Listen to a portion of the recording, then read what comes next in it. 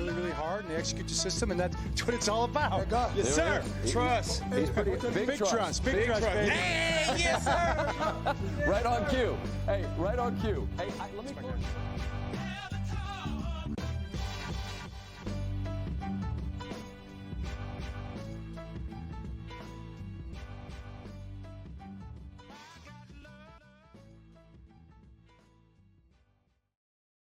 We are back on the Jumbo Set podcast. It is Tuesday night, October 8th, 2024. My name is Jake Luke. I'm joined by Spencer Schultz. We are brought to you, as always, by Jimmy's Famous Seafood, as well as Black Eyed Susan Spices, hot sauce company, who are fresh off their red flags appearance on season 24 of Hot Ones. They are the first Maryland hot sauce company to make it onto the YouTube sensation show Hot Ones, where they burn the likes of Will Smith, Lewis Hamilton, Shane Gillis, Ryan Reynolds, and Ariana Grande, and even got to burn Pittsburgh Steeler Cam Hayward's face-off. Proud to announce 2 new sauces for this fall.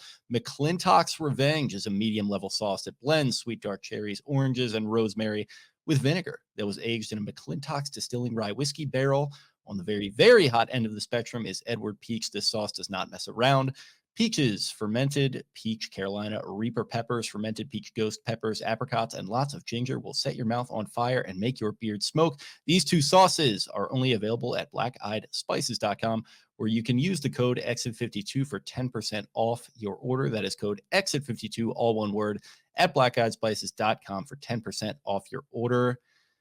Spenny, how we doing? It sounds like you might have been overindulging in some Black Eyed Spices before we got going here.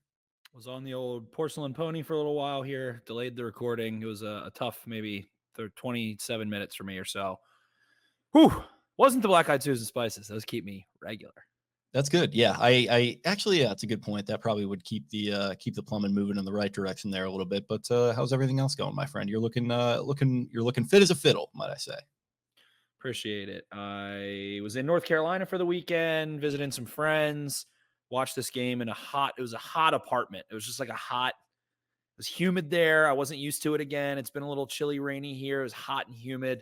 Got some golf in before, but watched this wild game there. And like I said on the instant reaction, I had to get drunk. I basically pulled the pin on the grenade. The Ravens are losing. I was like, I guess I need to start drinking some beers. So I had to drive 6 hours home on Monday morning and do all that fun stuff. So yeah, I have recovered. I feel good. And I want to start the show out by saying tickets to the Commanders game are more expensive than they were for the Texans game, and not dissimilar from what they were for the AFC Championship game against the Kansas City Chiefs, which is insane to me. It is absolutely bananas. Try to pack the bank. Feel free to use me again. Do not let those privileged Bethesda and Reston folks migrate up here. They have their piece of shit FedEx Field. It sucks. They want to come up here to our nice stadium with our cool lights and our not shitty accommodations and have themselves a good time. So tickets are insane. If you want to try to sell them to a Ravens fan, or if you want to try to buy some and save some fees, feel free to hit me up because it is ridiculous. And man, this is a fun game. We'll talk about it in the back half. We'll talk about the Bengals first and stuff, but with the commies coming to town, you want that rookie quarterback to hear Ravens fans while he is trying to decipher pressure looks and things of that nature, not the other way around. So pack the bank. It's a Sunday 1:00 game. Don't be all prim and proper and look at I'm gonna sit in my seat and get all grumpy and yada yada yada. If I'm gonna lose my mind, if Commanders fans are loud on defense in the fourth quarter or something, I'm gonna lose my mind. Don't be that guy. Go to the bank, sell to Ravens fans, buy from Ravens fans. Can you imagine the awe and wonderment in their face when Enter Sandman comes on to open the fourth quarter? I mean, just the sheer amount of just shock that is going to wash over them. They're not going to know what hits them, really. I mean, that might just end the game right there. Just call it 3 quarters at that point. Hopefully the Ravens will be winning. I think they will. We'll get into all that later. I think the Ravens will take care of business. I've had my eyes on Cliff Kingsbury for quite some time here, even before their little breakout the last couple of weeks. But yeah, pack the bank. Don't do this bullshit. What is this happening for? I don't know what's going on. It's wild. The Commanders fans, I guess, are just excited that Dan Snyder is dead and that they have a fun, exciting quarterback who was my quarterback one. He is very good. He's been playing very well. But this is ridiculous. It is preposterous. Tickets to this game are more expensive than for the Steelers game, than for any other game remaining on the Ravens schedule. They are so expensive. People are listing tickets in the lower bowl for $1,000 a ticket. The upper bowl, I think it's $340 to get in on the Game Time app right now. Just weird, nuts. Don't like. I don't know what's going on. It's weird. Yeah, no, it's tough. I mean, it makes sense. Like obviously the demand pool is going to be, you're casting a much wider net because it's a very easy drive up. And obviously, if the Commanders season was not off to the start that it was, I doubt that we would be having this conversation. But yeah, I mean, kudos to them. And I've told this to my friends who are going to be in attendance that are very excited. They should be pumped about this. They should make the easy trip up. Just like if the roles were reversed, we'd be making that trip down to FedEx Field in all its glory to see the reverse situation happen. So yeah, I'm not going to go too crazy with the trash talk this week. I saw some of these friends the last couple of weekends, and I told them, come tailgate with me. Let's have a good time. Let's enjoy this one because I think it's gonna be a really fun one. But we will get into that obviously at the back half of the show. We certainly will. So nothing crazy news-wise up to this point.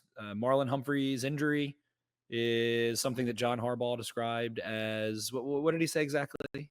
Something to the effect of he's not going to overcommit to anything. We know John with these injury updates, but he thinks that we probably dodged a bullet. They did sign Demarion Pepe Williams, obviously a familiar face, to the practice squad. So it looks like they're trying to add some cornerback depth there in the event that he can't go this weekend. But yeah, I mean, for all intents and purposes, Marlon seemed in good spirits after the game. He did not talk to the media, as we said on the incident analysis. He left the locker room in a walking boot without speaking to the media, which after getting a crucial interception in a game like that, Marlon was probably champing at the bit to get up in front of the media and crack some jokes. But no, he had to leave all the spotlight for Charlie Kolar this week, who was just, holding court there, just doing a tight five in front of the media, cracking all sorts of jokes and stuff. But Marlon did get his Instagram live in on the plane. It was a fun one. Lamar Jackson, I think, will not be making an appearance on those going forward. It sounds like Marlon, spoke to him. They squashed the beef there after the Dallas one. And yeah, everything's going to move forward. There's still going to be a thing. Lamar Jackson less. But on that particular one, Marlon seemed like I said, in good spirits, having some fun, messing around with Kyle Hamilton as always. And, Kyle Van Noy and all those guys and having a good time. So yeah, seems like they got out of that game more or less no worse for the wear. And yeah, hopefully going to be at relatively full strength heading into this week. Certainly. And the Ravens have had a pretty clean bill of health. So we hope that remains to be consistent. Of course, it is a long season, a lot of football still ahead of us, but the Steelers lose, fall to 3-2. The Ravens, because they are 1-0 in the division, are alone atop the AFC North as things stand. Again, a lot of football left, but considering where things were following a disappointing loss to the Raiders to drop to 0-2, and then the juxtaposition of the Bengals team that didn't have that moment until they beat the Carolina Panthers in week 4 is very interesting, and I think tells the tale of the way that this Ravens team prepares during the week. While one Johnny Harbaugh has done some dumb shit during games, I think that he still gets his guys locked in, focused, ready. They can manage emotions well. They've played in these highly watched, big audience, bright light games, AFC Championship, the kickoff to the season. This Bengals game's a big one, the Bills game. So this team is seasoned. They have young talent. They have veterans. They have everything in between. They have depth in a lot of places. And it's hard not to feel good just about where the Ravens are sitting. Really good considering where they were just a few short weeks ago. And considering how we were feeling, I know you were down. I know I certainly was really, really down after that 0-2 start. I mean, that Raiders loss, I mentioned it on the incident analysis. Like that was pretty psyche shattering for me. I was like, man, like Harbaugh, what are you doing? Like, why are you here if you can't raise the floor for a game like this? And, I probably should have kept a little bit more of a long view. I think some people chastised me in the comments and everything. And you know what? You guys are probably right about that. But, on the same token, it's like, shit, man, like if they hadn't got that win, they'd be sitting at 4 clear alone at the top of the AFC North. But man, that's the margin in these games, right? And we'll get into this with this Bengals game. You're a couple plays away. In fact, you're 1 play away from sitting at 2-3, and all of a sudden you're back dead heat in the AFC North. And it's much more of a dogfight than it looks like right now. Bengals get to 2-3. Margins are super, super, super thin. And I don't know, it just goes to show it's a game of inches. It's a week-to-week league. It's all the cliches are out there for a reason, right? And you can refer back to them. And ultimately, I wasn't even super high on this team coming into the season. I think a lot of my concerns, even from then, have been assuaged. Like, this offensive line is really, really impressing me. I think the defense, funny enough, is actually looking maybe a little worse than I thought it was going to, but some of those issues you maybe could even argue could be ironed out. And Lamar Jackson, once again, there's just no reason to doubt that this guy is going to get you to 10 wins just on his own every single season with the way that he has started off the last couple of years. Even in the years that he got hurt and couldn't finish the season, like, the guy is just like, he's a top 5 quarterback every single time he's healthy and out there on the field. I think he proved that. I think obviously Joe Burrow looked fantastic in this past game as well, but that was just kind of like we said on the show on Sunday, like the highest level of quarterback play that you could imagine. And obviously you could throw the caveat of bad defense in there, but that's exactly what you want to see as an NFL fan, is just 2 top 5 quarterbacks, just an absolute duel in the sun there in Cincinnati. And it's one play goes wrong for Joe Burrow and the Bengals, and one play goes right for Lamar and the Ravens, and they walk away feeling great about themselves. And then the Bengals walk out of that game with Joe Burrow as dejected as I've ever seen him, saying, we're not a championship level team right now. Just very plain, frank terms. So, man, it's you're 1 inch away from desperation, and you're 1 inch away from jubilation and feeling like you're on top of the world. So, man, it's quite a ride, this NFL thing, is what I'm trying to say. Certainly is. And that's what I said ahead of the season. When you have Lamar Jackson healthy, you're going to win a lot of football games, And that's why I think in hindsight, Lamar was probably banged up against the Raiders, right? They didn't really want to run him early, was kind of trying to take the ball out of his hands, didn't feel like he was doing the whole superhero thing. And maybe you don't want to or expect him to have to do it against the Raiders. And you'd hope him not to have to in a game like that with a ton of rest against, what has proven itself since then to be an inferior team, but you can continue.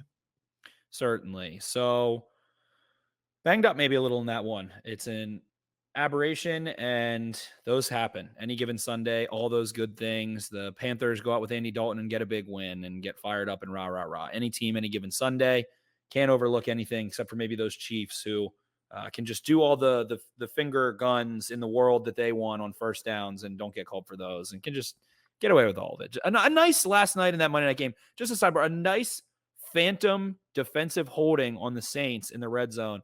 0 replays showed in that one on a run play in the defensive line. Hashtag abolish holding. Stop calling holding. Show it if you do. It needs to be egregious on a run call. Everyone is holding. All of the defenders are holding on their blocks. All of the offensive linemen are.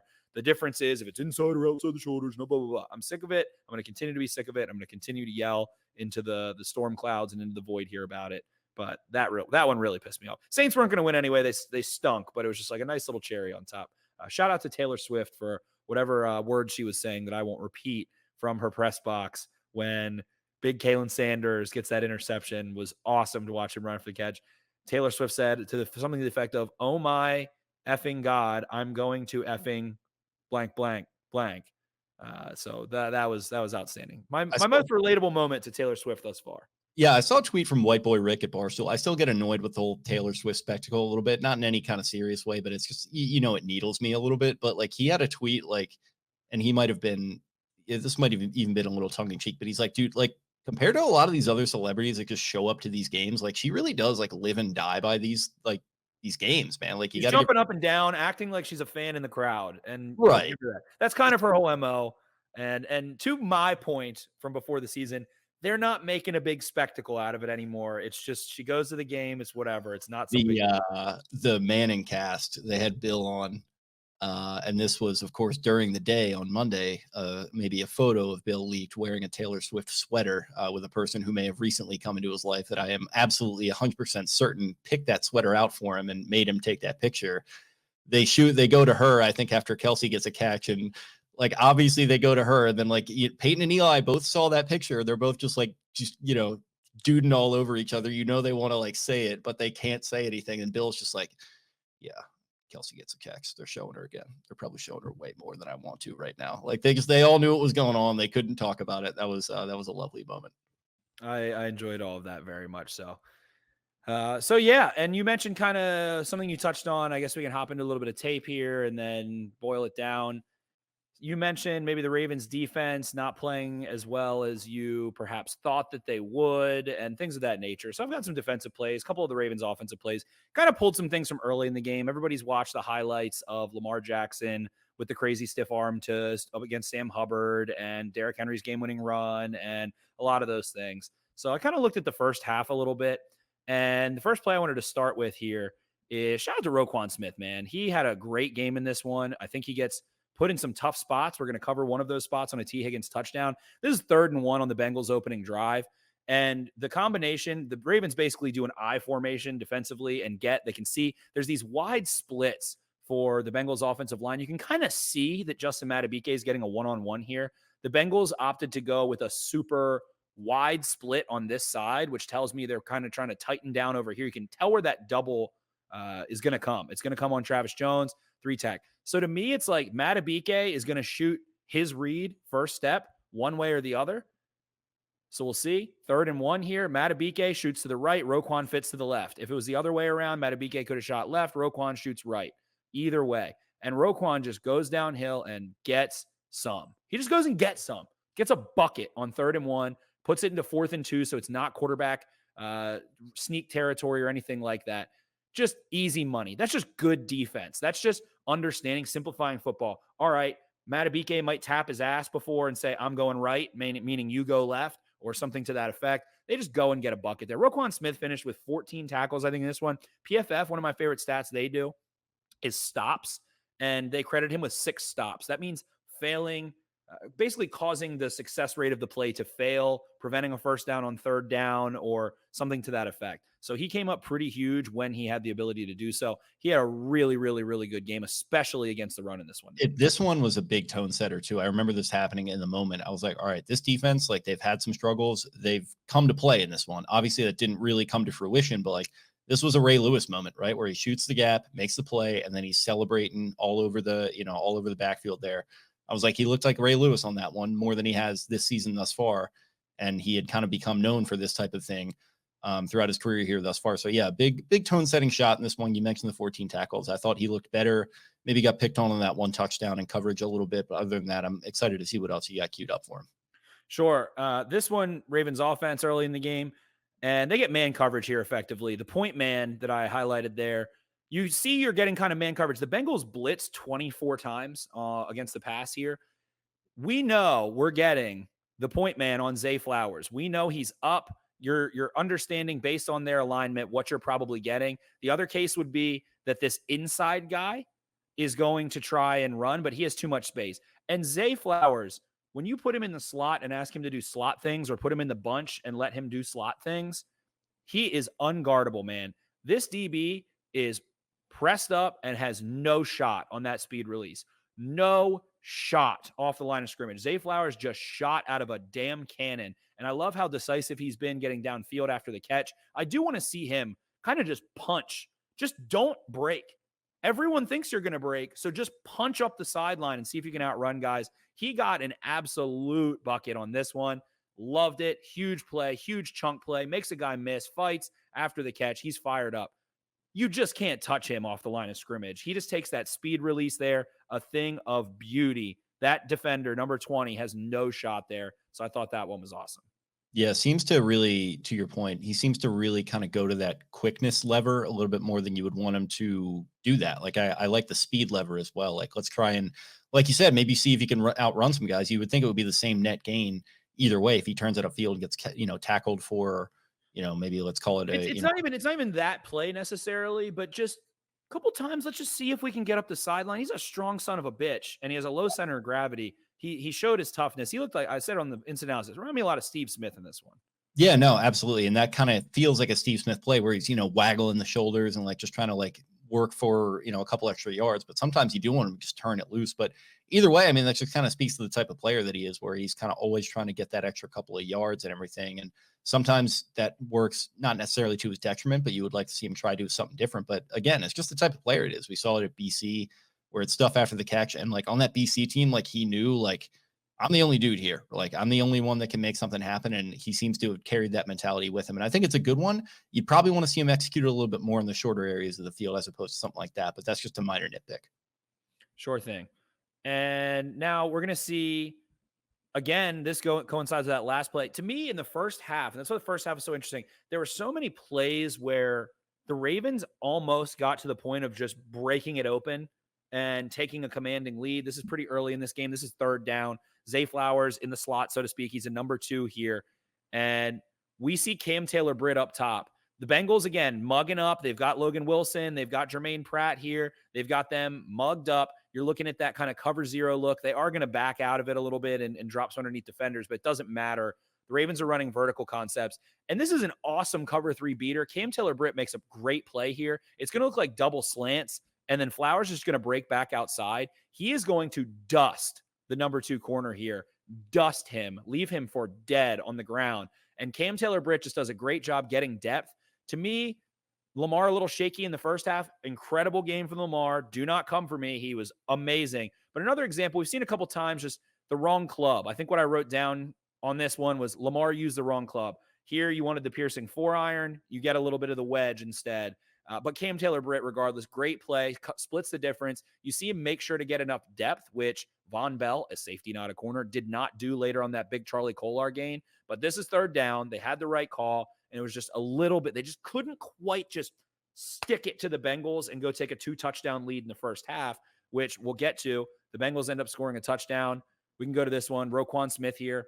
And I think this is, again, another example of people being like, oh, Roquan not doing great in coverage. Ravens play split safety here, and they just keep trying to do too much. I have another touchdown, too, also to T. Higgins. They're trying to do too much. They're trying to mug and have Roquan drop off. Burrow knows he's dropping off. There's this big void in the middle of the field. Marlon Humphrey maybe could have driven on this one a little better, but it's just too easy for Higgins. That giant soft spot in the middle of the field, Roquan has to get all the way from the line of scrimmage there, and he could have just kept running maybe all the way, but he would have to perfectly time it almost by accident. So you see them just attack the middle of the field. He has to get from the line of scrimmage and cover that soft spot, and Burrow's just too quick and precise with it. It's too much. You're getting too cute there. Him to get his eyes up and make a play, he has to know that a slant's coming, which we've seen him do. We've seen Fred Warner. You mentioned Ray Lewis, whoever your favorite middle linebacker. Knowing the route combo, maybe he could get there and make a crazy play, but it's just a big soft spot. And I don't love that. Look where they are. They're at the 10-yard line. Make them throw it to the outside. Make them, feel like the middle of the field is not an area they can crowd. T. Higgins and Jamar Chase, they're big body contested catch guys in the slot. I don't love the idea. I don't love the call. I don't love those things. And we talked about in the instant analysis, Zach Orr maybe getting a little too cute in the first half and wanting to do the things that Mike McDonald did so much. We do have one later. I think he dialed up the perfect play, but simplified it towards the fourth quarter, gets a couple stops because it felt like they stopped trying to get too cute. They let their DBs just sit back and kept it at ease a little bit more so. Yeah, it's about knowing your opponent too, and saying that, you know what, if T. Higgins is going to beat me one-on-one on a jump ball, I can live with that. That happens at times. It's happened to the Ravens before.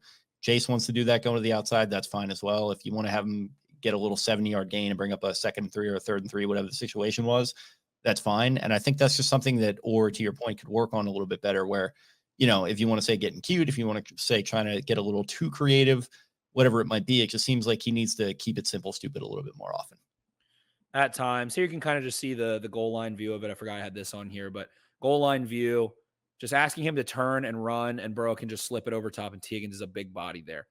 I think that's a difficult thing to do, to mug, drop. There's so much space, and it's a split safety look. There's not a safety behind there. There's a soft spot between the safeties too. So I end up pairing this one with a huge sack, Kyle Hamilton getting the Ravens off the field. I said, Mike McDonald, is that you? This is a good place to do it. We talked about this, I think, last week or the week before, maybe against the Cowboys also, Jake.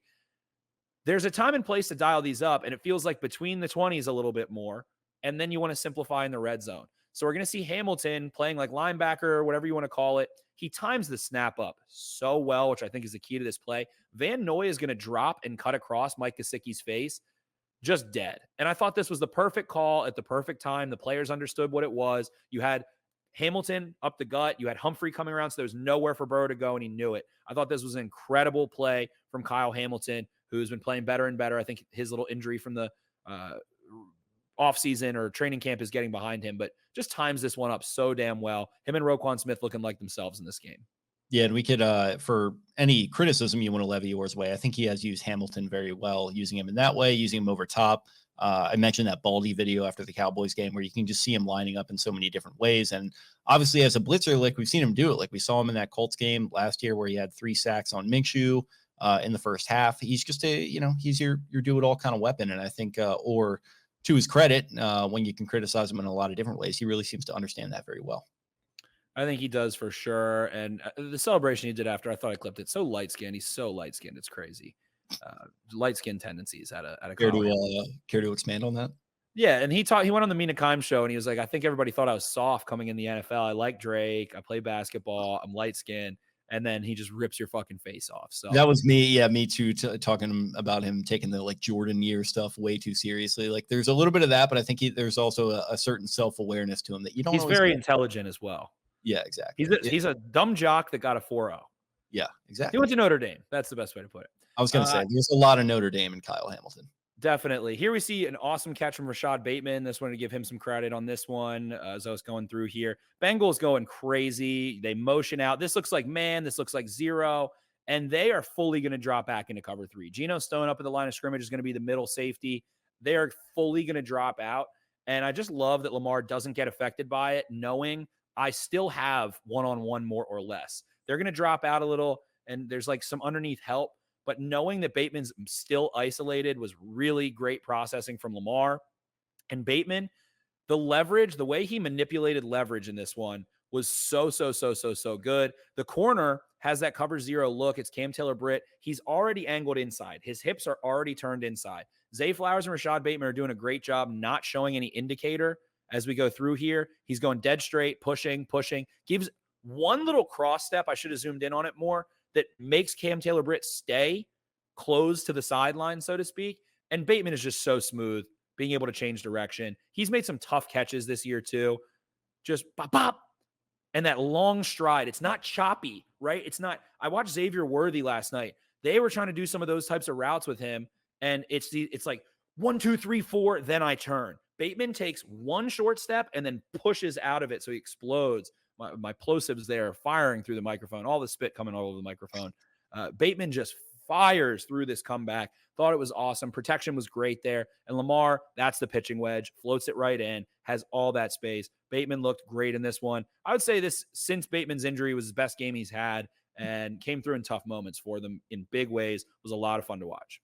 Great catch on the sideline there, too. I mean, he's had some concentration drops, as I have a concentration mispronunciation there, throughout, I mean, not even just his career, but, in the season a little bit. And it's like, all right, are we just going to keep doing this for the rest of your career, Rashad? Or are we going to take the next step? And to your point there, I mean, like I mentioned with Flowers, that was good sideline awareness. He, controlled the ball all the way through. I think there was some question on the broadcast, even, but then they took another look at it and they're like, nope, that's clean. So, yeah, you're right. And I can't wait to look at some of the other plays that you have clipped for Bateman too, because I think this was a very, very encouraging game for him. I think I might have just had that one, but yeah, it was awesome. He gets a touchdown. The touchdown, I think, was maybe a little bit better of a play call and a good job by Lamar to sort of drift off to the right, recognize all the pressure they were sending, and he's just wide open and turned that one into a touchdown as well. And Todd Monken giving answers and making sure. So many little screens. And I want to sidebar here as well. We'll get back into the film, but they have taken Greg Roman's offense, and now it is the play calling and the screens and some of the misdirection in the run game. It is more using Roman was, I'm aggressive and I'm going to make you aggressive and I'm going to out aggressive you and we'll hit some play action and some things. Monken's is you have to be aggressive because of Lamar and the realization of that. You have to be aggressive because of Lamar and Henry. So we're just going to paper cut you on the sideline. We're just going to get the ball out of his hands a little bit. We're going to do some misdirection in the run game. And I think it's worked so well. There's one play. I might be able to find it and pull it up. It's really early in the game. Bengals go right into their cover 0 umbrella shit. And Justice Hill, it's empty. Justice Hill's out wide. And instead of just running a screen, and football's progressed, these short in motions and the usage of motion has progressed. Maybe Roman will do that type of shit. I don't know. I haven't watched the Chargers. But instead of just throwing a screen to Justice Hill, he brings him in motion into the catch so that he's moving and can be ahead of the defense. Because out of empty, a running back, Justice Hill, could be running in motion all the way across to fake a bash or a GT counter or one of those option handoffs. Instead, it's just a quick screen to him, and he's already in motion. Simple shit, looks so good. I think that Todd Monken has been incredible as this season wears on. Ravens have scored four touchdowns on their opening drives and kicked 1 field goal. They've scored on every opening drive. That is the telltale sign. The cliche is always, you can see how good a coordinator is at coordinating an offense. The first 10, 15, 20 plays being scripted based on what they do in those first 10, 15 plays. Todd Monken scoring a touchdown almost every game, and he scored every game off the opening drive. Yeah, it's great consistency, and it's just kind of knowing what your opponent is going to try to do to you, because what did they do to the Bills? They just ran all over them with Henry. They said, we did this to the Cowboys. We're going to do this to you. We've got the bodies. We've got Derrick Henry. We're going to set a tone with him. And then in this game, Anarumo was thinking, well, you're not going to beat me that way. And they said, well, we know that you know that we know that you know. And he sets the passing game up to explode in the second half. It didn't look totally crisp in the first, but as Henry was getting shut down, he had answers for that exact scenario, and it worked out pretty well. And while Henry didn't have a great game, or the run game wasn't, crazy in the beginning, they were still getting all their 3rd and shorts. Henry did slip, fall, and still score a touchdown. And what did I talk about when the offense was sputtering a little bit? You're a 3rd and short team. Make that happen by any means necessary.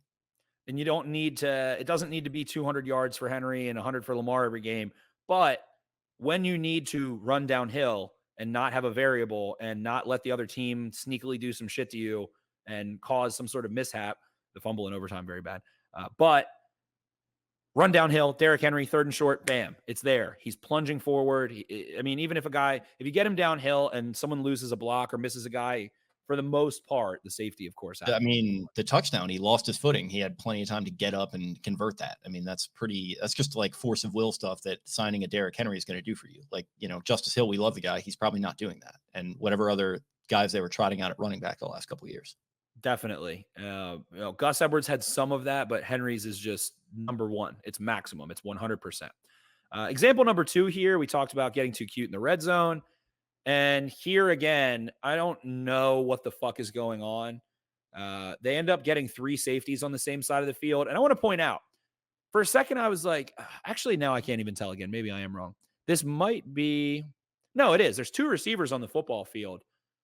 So both of your corners, I believe this is Wiggins and Stevens, are both on that side of the field. Why is Nate Wiggins not the corner down here so you have a corner?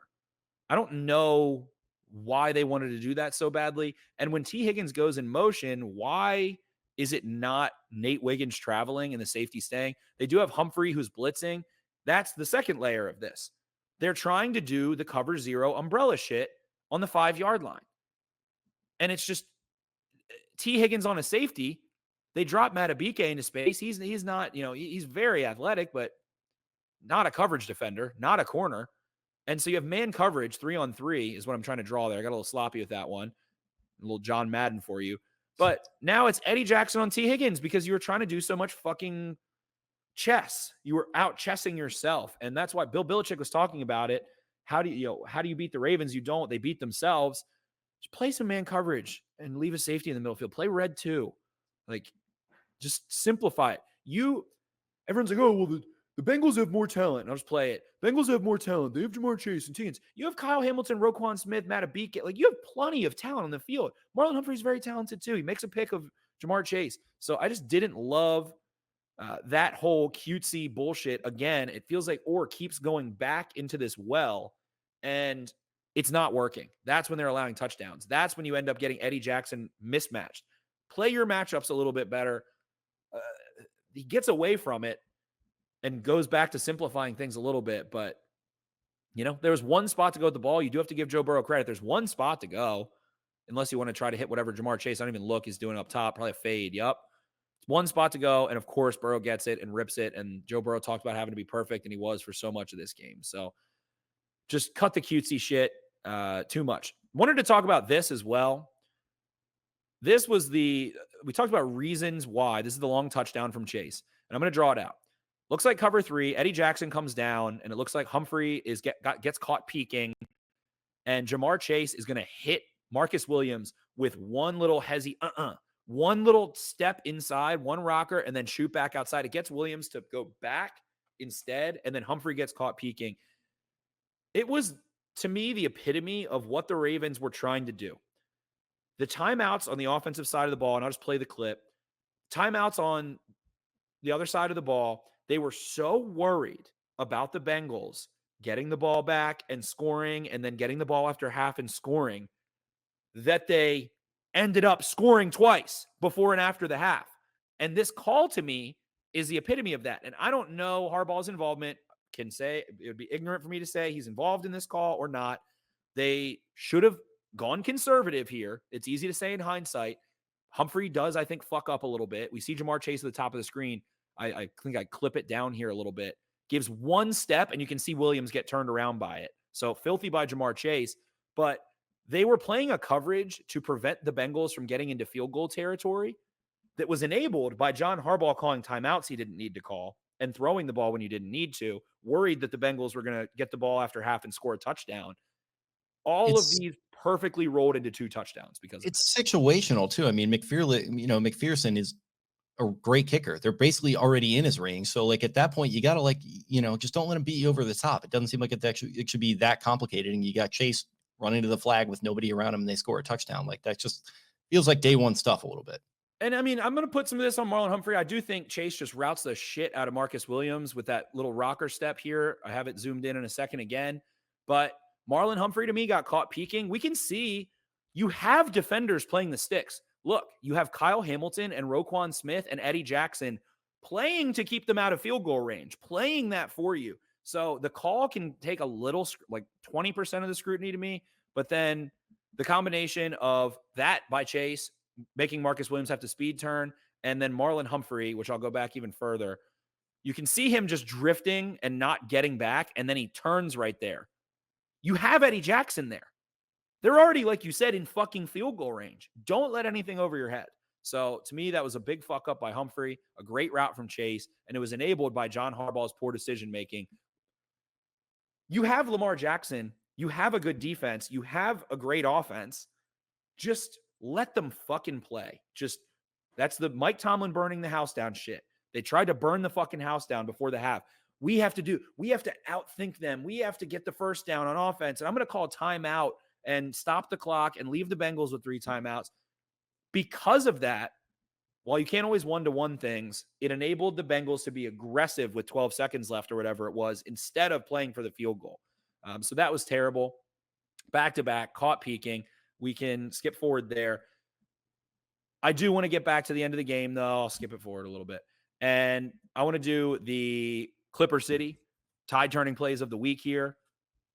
Go out to Clipper City, 1712 Thames Street. 1716? Maybe I got it wrong here.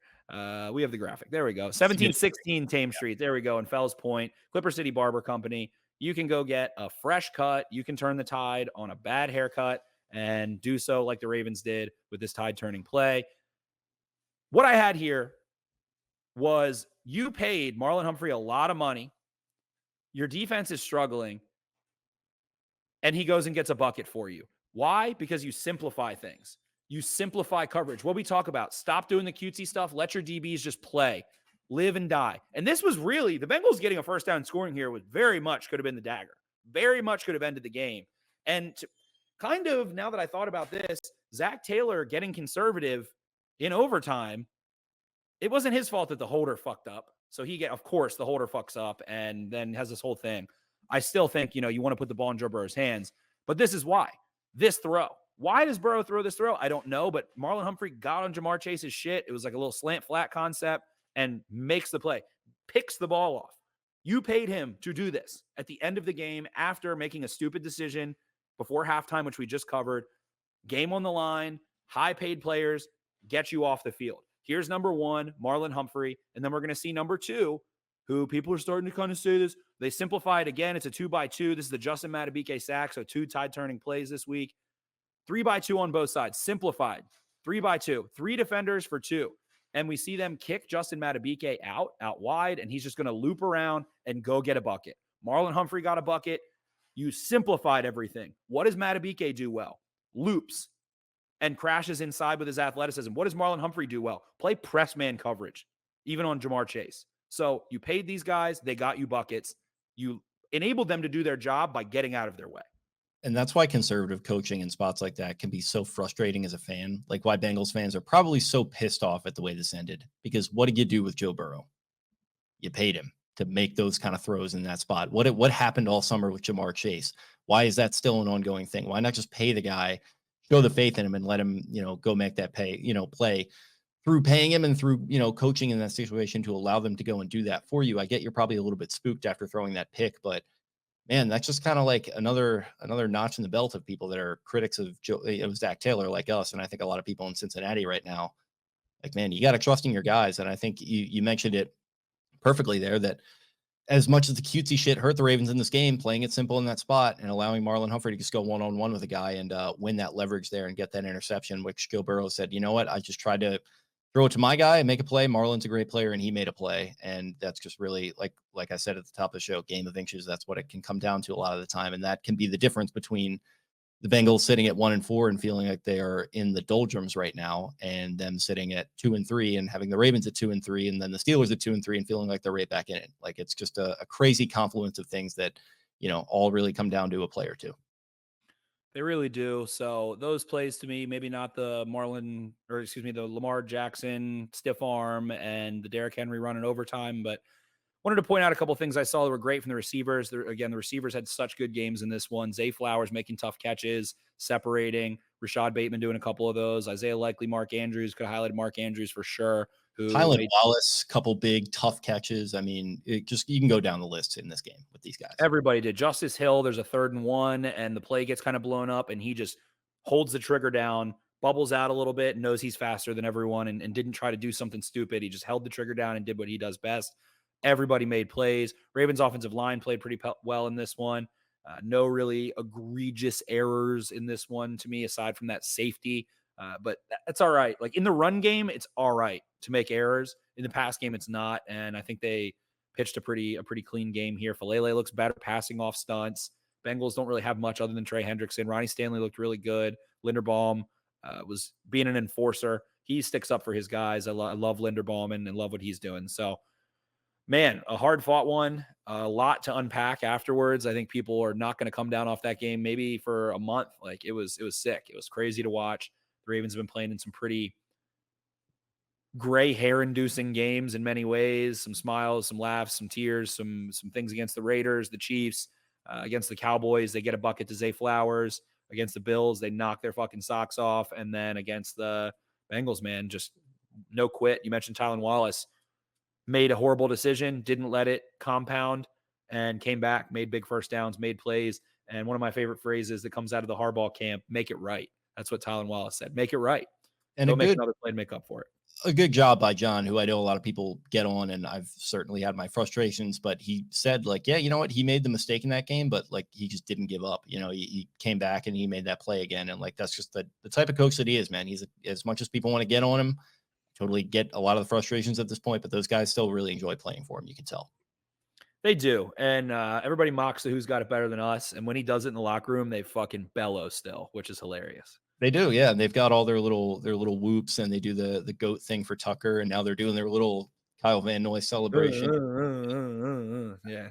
So yeah, it seems like the vibes are good, and shit, man, they've run a gauntlet at this point. If you ask me who the best 4 quarterbacks in the NFL are right now, I would say Patrick Mahomes certainly is in his own tier. I would say maybe I should do a mountain, actually. I think I'll do a mountain with Mahomes at the top. And then in that next tier below him, I would do Lamar Jackson, Josh Allen, Joe Burrow, and whatever any order people want to put them in. And they've run that gauntlet, and they're, 2-1 in those games. Yeah, 2-1 in those games. And now you got Jaden Daniels coming to town, and he's certainly looking like he could be in that one of those tiers pretty darn soon. So they've run a gauntlet. They're still running one. And shit, man, if they can get through to some smoother waters here, I think they'll feel pretty good about themselves with a clean record. 2-2 is a little upsetty spaghetti here, so I'm going to pull them up. But yeah, they'll also have CJ Stroud, who I think is right there. Jaden Daniels, you mentioned. What are you? Jaden Daniels, CJ Stroud. He didn't like Mahomes Mountain, I think. He probably had some takes that he wanted to get off about how Justin Herbert's not high enough. Yeah, Justin Herbert not high enough at all. They're on a nice quiet bye week. Good for them for having an early one. They got beat to hell early in the season. Them and the Lions, both physical teams that are getting beat up. I mean, so do the Jets. I don't even want to talk about them. What the hell's going on? Robert Salah, number 1 in EPA per drive allowed since becoming head coach of the Jets, number 1 in success rate allowed, number 3 in points per drive faced. And then Aaron Rodgers can't stop throwing interceptions with a repaired Achilles at 40 years old, and it's all Robert Salah's fault.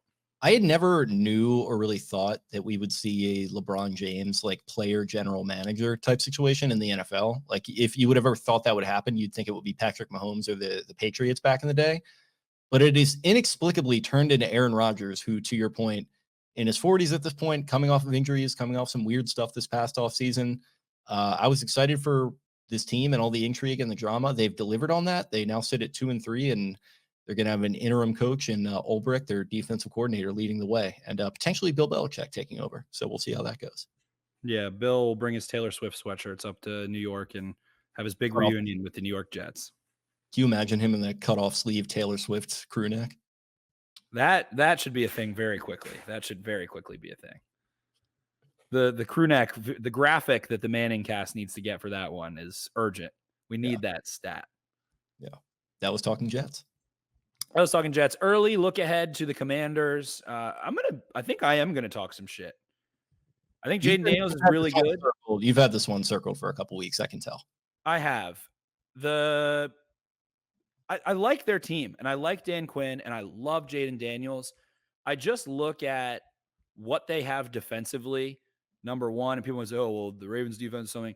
Bobby Wagner, bless his heart, he's not as quick as he used to be. I think that's an issue against the Ravens. I just don't think they match up well. That's why I'm talking shit. That's my way of saying I don't think that the Commanders match up well with the Ravens. They have a very physical, slow kind of front. They don't have dynamic edge rushers.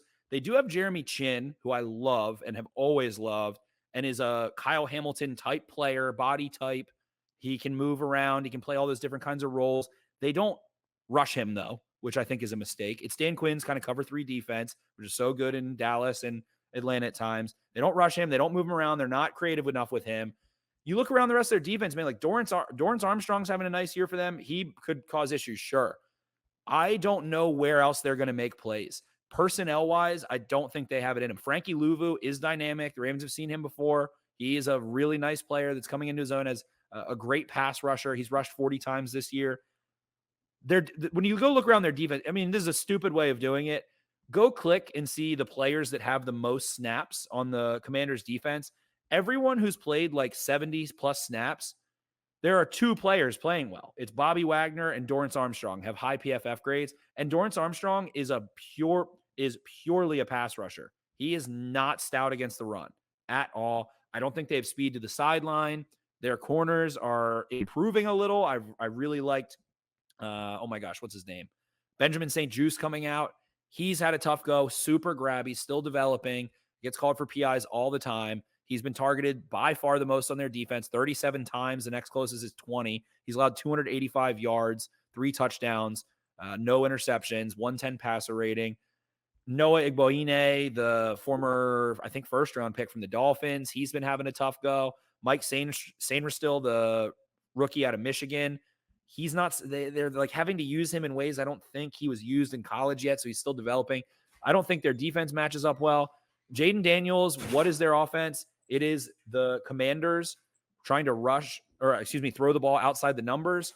What's the whole of the Ravens defense? It's not outside the numbers. They don't let you throw there at all. Their entire philosophy, the talent they accumulate, was basically to stop the Bengals, which they didn't do. But the Bengals threw the ball over the middle of the field. Terry McLaurin, I love him to death. He's not Jamar Chase and T. Higgins. CeeDee Lamb gave the Ravens a little bit of trouble. He's not, I wouldn't quite put Terry on that level. I just think the talent disparity is too much. Commanders' offensive line has done a nice job. They don't run the ball efficiently. Jaden Daniels scrambles a lot. And the Ravens are used to that shit. Like Lamar Jackson is who they're facing in practice. Daniels kind of runs. He's got a little wiggle to him. I just don't think this is a good matchup for the Commanders. We'll get into it later in the preview. But, man, on the road, if it is loud, if the Ravens fans do pack the bank and don't let Commanders fans do it, it's going to limit protection. The looks that they are going to throw are going to be with better players. Like the Bengals, they played Embiid and scored at will on them. Bengals defense sucks, man. The Giants gave them some trouble. I think interior pass rush is an issue. The Ravens have some good interior pass rushers. Man, I just, we'll get into it. I'll watch more tape. I haven't exactly watched tape yet, but I've watched a lot of their games. And I think there's a talent disparity. It kind of reminds me of like maybe a little bit of like the Seahawks going into Baltimore. That was a cross-country 1 o'clock game, which is a little different, but just kind of these games. And maybe I'm completely wrong, but just the Lions coming to Baltimore, the Seahawks coming to Baltimore, the Chargers coming to Baltimore. It's like they have good quarterbacks. It's tough. And the Ravens are very a little bit of a divisional round where you've got a hot young team with a young quarterback that everyone's really jazzed up about, who throws well outside the numbers and has good weapons and takes advantage of it. Guess what? That wasn't a pretty first half for the Ravens, but again, talent disparity, I think, kind of showed through in that one ultimately. So, if, leaning towards my prediction, I think I might be going that direction, but I got to dive into this one a little bit deeper. And the spread right now, 6.5 opening up. It's not, I don't think it's going to move. Maybe it'll move a half point. And people are kind of befuddled by that. John Harbaugh has done well against rookie quarterbacks. And I think our boy Jack Settleman tweeted and was like, they should get Rex Ryan and Mike McDonald and Wink Martindale and Dean Pease together for Zach Orr to just crush a rookie quarterback one last time. This is Zach Orr's rookie year, though. He has never called plays before. Mike McDonald, had his little growing pains at times. So it's kind of a rookie DC against a rookie quarterback in a way. But I think, I think the takeaway, and I'm going to keep hammering it, is be complex between the 20s and simplify things in goal to go and the low red zone. And I think the Ravens can beat the crap out of the Commanders.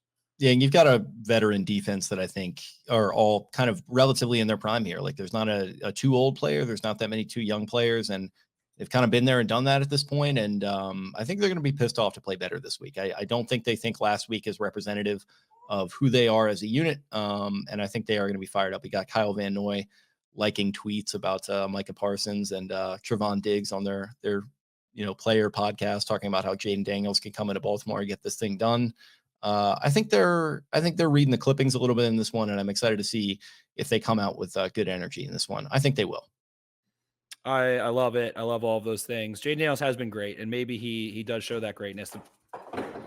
Tutu is causing pure mayhem. We have to end. He is going as crazy as he's ever gone. Well, I'm sure can hear him. He's knocking over golf bags, crying, going nuts. So when did it Ray Lewis 50? It's a house divided week. Very true. Very true. It is a house divided. I just have to sit here and listen to him shit talk my team. Well, yeah, it sounds like Tutu's on your side. Tutu's in my corner as usual on this one. So I think that about does it, but we'll break it down further. Tutu is, as we like to say, upsetty spaghetti here on the podcast. Okay. Well, we can get him, we can get you, we can get all the listeners out of here. Thank you guys for listening to the Jumbo Set for yet another week. Brought to you by Jimmy's Famous Seafood. Brought to you by Fed Thrill Sunglasses. Brought to you by Black Eyed Susan Spice Company. Promo code X52 for 10% off at blackeyedsspices.com on a product of your choice, and Clipper City Barber Co. All are great people that we have on board. We thank them very much. If you liked what you heard, feel free to subscribe to us here on YouTube. Drop a comment, drop a like on all the videos. Share us with your friends. Share us on social media. You can find us on X at X52 Podcast. You can find me at Jake Luke. That's LOUQUE. Spenny is at Ravens 4 Dummies. That is the number 4 in the middle there. You got Eric at EDITTI22. You got Banks just dancing in the shower there. His Dexter gif just going nuts this week at Barstool Banks. Taylor at Taylor Smythe 10. Thank you guys again for another fun week of the Jumbo Set, and we will be back at you very, very soon. See ya. Arrivederci.